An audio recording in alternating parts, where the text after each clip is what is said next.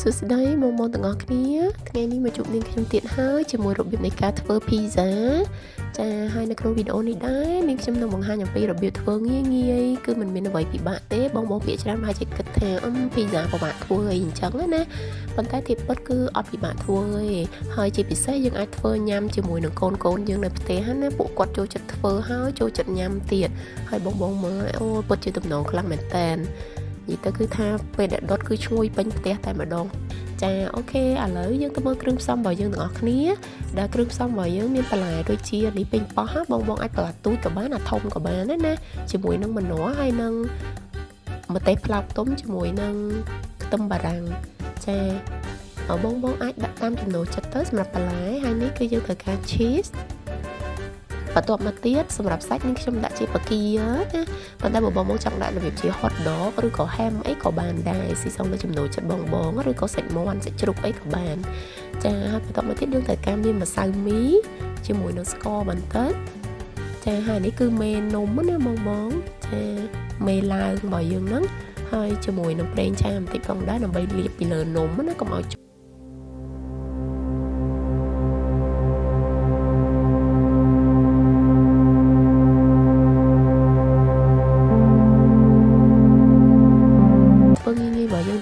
ដំបូងឡើយគឺយើងត្រូវការចាក់ទឹកព្រឹងចូលទៅក្នុងចានមួយហើយយើងដាក់ស្ករយើងចូលចាហើយយើងធ្វើការកូរច្បល់ឲ្យទឹកជាមួយស្ករនោះរលាយល្អទៅហើយទឹកបងអាចប្រើទឹករៀងក្តៅអ៊ុនៗណាចាបន្ទាប់មកទៀតយើងដាក់មេនំឡើងមកយើងនឹងចូលចាហើយយើងកូរវាឲ្យរលាយល្មមដែរហើយបន្ទាប់មកទៀតគឺយើងយកថង់ស្កុតខ្លារបស់យើងនោះមករុំផ្អាប់ទឹករបស់យើងនោះទុករយៈពេល15នាទីណាបងចាហើយក្នុងពេលដែលយើងផ្អាប់ហ្នឹងគឺមេនំយើងបានឡើងរបៀបអញ្ចឹងណាអូខេឥឡូវ15នាទីក្រោយមកគឺយើងអាចចាប់ដើមធ្វើការលាយម្សៅរបស់យើងចូលទៅក្នុងទឹកដែលយើងបានផ្អាប់មិញចាយើងចាក់ម្សៅយើងចូលទៅហើយបន្ទាប់មកទៀតយើងធ្វើការច្បល់ម្សៅយើងឲ្យសព្វណាបងចាបន្ទាប់ពីយើងច្បល់រាងនេះហើយរៀងស្ងួតទឹកហើយគឺយើងអាចធ្វើការយកដៃរបស់យើងហ្នឹងច្បាច់ម្សៅយើងណាបងចាបងអាចដាក់ម្សៅនៅលើជ្រុញធ្វើការច្បាច់ម្សៅនៅលើជ្រុញក៏បានវាងាយស្រួលជាងយើងច្បាច់ក្នុងចានណាចាហើយយើងធ្វើការលុញម្សៅរបស់យើងហ្នឹងឲ្យចូលគ្នាល្អអញ្ចឹងមកឲ្យម្សៅយើងទន់បែបហ្នឹងណាបងហើយពេលដែលយើងប៉ះទៅគឺវាអត់ស្អិតជាប់ដៃណាចាតបពីយើងបានទុញអញ្ចឹងហើយគឺយើងចាក់ប្រេងឆាជើទៅក្នុងចានណាយើងកលែងវាឲ្យសព្វអញ្ចឹងមកបន្ទាប់មកគឺយើងយកម្សៅរបស់យើងនឹងដាក់ចូលទៅក្នុងចានហ្នឹងហើយយើងធ្វើការផ្អាប់ចោលរយៈពេល2ទៅ3ម៉ោងណាតែបងមុននឹងផ្អាប់បងអាចយកប្រេងឆាមកលាបដូចនាងខ្ញុំអញ្ចឹងទៅព្រោះតិចទៀតពេលដែលម្សៅយើងរីកទៅគឺអាចជាប់ជាមួយនឹងចានណាហើយយើងអាចយកថង់ស្កុតខ្លាហ្នឹងមកក្រោបវាឲ្យជិតអញ្ចឹងមកចាហើយយើងទុកនៅកន្លែងដែលមានស្ថានភាពរៀងក្តៅអ៊ុនណាអាហ្នឹងនំយើងកាន់តែឡើងបានល្អចាឥឡូវរយៈពេល2-3ម៉ោងយើងត្រូវការផ្អាប់2-3ម៉ោងហ្នឹងយើងឆ្លៀតមករៀបចំបន្លែរបស់យើងសម្រាប់ខ្ទឹមបារាំងហ្នឹងគឺនាងខ្ញុំហាន់ជារៀងជ្រុងណាតែបើសិនជាបងចង់ហាន់របៀបវែងឬក៏ស្ដើងមិនក៏បានសេចចិត្តបងណាតែកុំហាន់ស្ដើងពេកព្រោះពេលដែលយើងដុតទៅវាអាចនឹងខ្លោចណាចាបន្ទាប់មកទៀតសម្រាប់ម្នាស់វិញគឺយើងអាចហាន់របៀបមិនក៏បានតែចំណូលចិត្តបងណាចានេះខ្ញុំហាន់តាមបដ ாய் ហ្នឹងមកហើយនេះខ្ញុំហាន់ចេញជារាងត្រីកោណណាព្រោះពេលដុតទៅមើលទៅវាស្អាតណាចាបន្ទាប់ពីហាន់ហើយគឺយើងអាចទុកម្លាយដូចគ្នាចាបន្ទាប់មកទៀតសម្រាប់ពេញប៉ោះគឺយើងកាត់ក្បាលចោលអញ្ចឹងទៅយើងពុះជា2អញ្ចឹងមកបងអាចប្រើពេញប៉ោះធំក៏បានប៉ុន្តែពេលដែលបងប្រើបងឆ្កឹះគ្រាប់ចេញហើយហាន់តាមចំណូលចិត្តហើយសម្រាប់ម្ទេសផ្លោកគឺយើងយកលាងទឹកឲ្យស្អាតខ្វះយកគ្រាប់ពេញអញ្ចឹងមកហើយយើងហាន់ស្ដើងណាបងតែកុំស្ដើងខ្លាំងពេកដូចនេះខ្ញុំបានជម្រាបមុនអញ្ចឹងព្រោះបើស្ដើងពេកដុតទៅវាអាចខ្លោចណាចាអញ្ចឹងយើងហាន់មកល្មមហ្នឹងមកតបមកគឺយើងទុកដាក់ម្លាយដូចគ្នា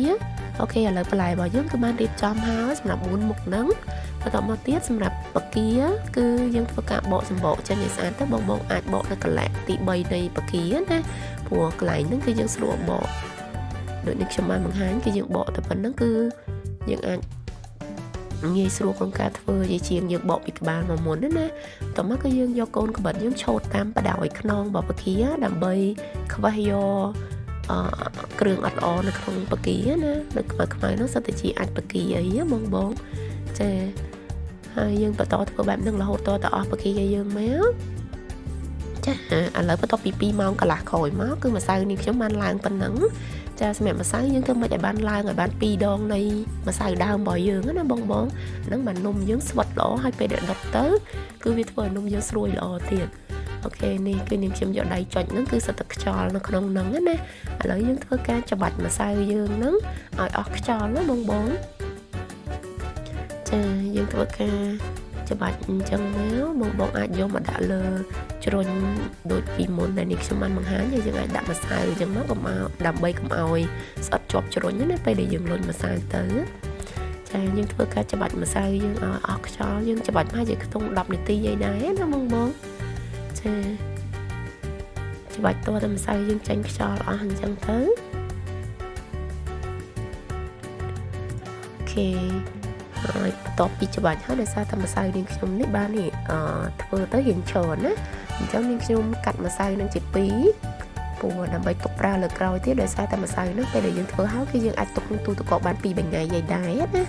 ចាឬក៏យើងអាចយកទៅច្នៃធ្វើជានំផ្សេងអីបានអូខេឥឡូវសម្រាប់ម្សៅដែលយើងបានកាត់ហ្នឹងគឺយើងយកថង់ថ្លាមួយមករុំណាបងចាយើងរុំឲ្យចិត្តចឹងមកកុំឲ្យចូលខ្យល់ណាកុំឲ្យមានខ្យល់នៅក្នុងហ្នឹងណាចាហើយយើងអាចយកទៅទុកក្នុងទូទឹកកកយើងអូខេឥឡូវសម្រាប់ម្សៅដែលធ្វើនំហ្នឹងយើងធ្វើការបត់បញ្ចូលបែបហ្នឹងណាបងច្បាច់តែយើងបត់វាបញ្ចូលបែបហ្នឹងណាចានេះគឺម្សៅយើងយឺតល្អខ្លាំងមែនតើអូខេ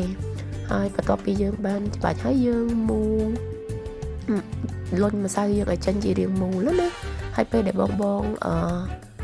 លុញម្សៅឲ្យសំប៉ែតហ្នឹងមកអាចចាក់ម្សៅពីលើបន្តិចណាដើម្បីកុំឲ្យជាប់ជ្រុញណាព្រោះពេលដែលយើងសកត់ម្សៅយើងឲ្យសំប៉ែតទៅវាអាចនឹងជាប់ជ្រុញអីតិចតួចដែរ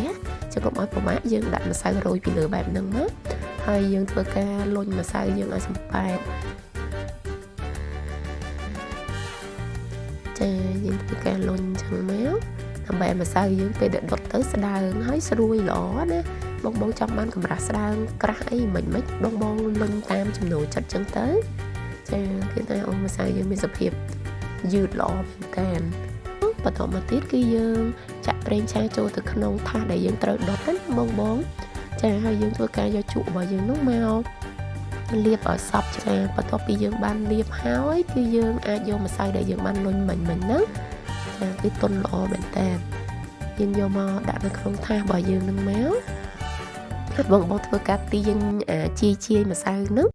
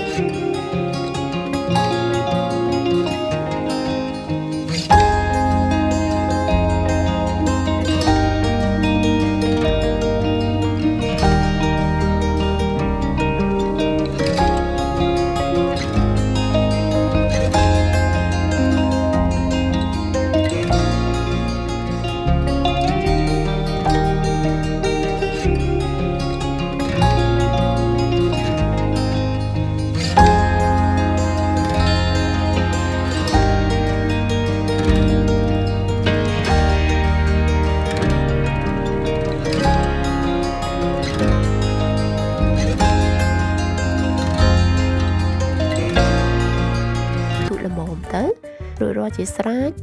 ចាសម្រាប់ការរៀបចំភីហ្សារបស់យើងណាឥឡូវ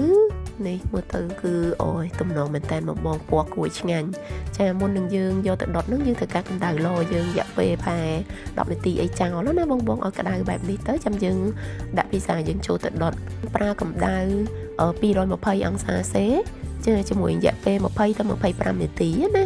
តាមភីហ្សាយើងក្រាស់ស្ដាងតាមហ្នឹងទៅអូខេឥឡូវបន្ទាប់ពីរយៈពេលហ្នឹងមកគឺភីហ្សាយើងបានឆ្អិនល្អហើយគឺយើងអាចយកមកកាត់បែបហ្នឹងមកបងមានសម្រាប់កាត់ភីហ្សាហ្មងកាន់តែល្អយើងស្រួលកាត់ណាតែបើអត់មានអាចប្រើកាំបិតដូចនាងខ្ញុំយើងទៅយើងកាត់តាម4 8 6អីតាមបងចង់បានទូចធំណាចា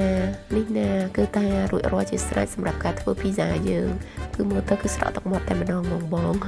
អូខេឥឡូវវីដេអូហ្នឹងបានមកដល់ទីបញ្ចប់ហើយដូច្នេះបើសិនបើបងប្អូនពេញចិត្តសូមកុំភ្លេចជួយ Subscribe and Share Channel នេះខ្ញុំឲ្យបានច្រើនផងណាហើយបើសិនបើបងប្អូនកំពុងទស្សនានៅលើ Facebook កុំភ្លេច click like page និយាយជាមួយនឹង like ឬក៏ share វីដេអូនេះឲ្យបានច្រើនផងអរគុណច្រើនជួបគ្នានៅវីដេអូក្រោយបាយបាយ